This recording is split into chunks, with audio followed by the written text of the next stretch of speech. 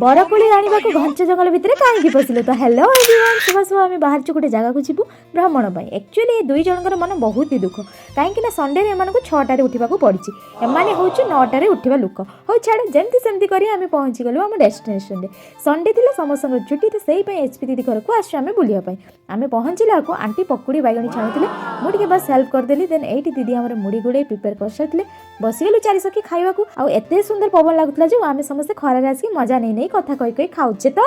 then एपटे aunty छाणुले गुपचुप actually आम मानकर demand थिला प्लेट गुपचुप खाइबा इसीलिए आंटी बनाउछन्ती आउ एमाने दुई जण चुली पाखरे बसी देखुछन्ती देन आज संडे जेहेतु अछि आमे आछे माने आइंस टिके हबो ना नाही होउछि ना निहाती भाबे एपटे पियाज भाजी मसला कसी चिकन अंकल रोषे करथले अंकल पूरा मस्त रोषे करंती सेति पय आमे अंकल को कहले रोषे करिया को आमे सब चुली पाखरे पिंपुडी बळिया बसीछु जंगी चिकन होतवा भितर आमे टिके गलु घंच जंगल भितर को बरकोली आनिबाकू आंटी कदल पत्र भी नेले आउ एमाने दुई जण बरकोली संधान रे लागि छन्ती सेमाने खाली नु एचपी दीदी आमे मुदी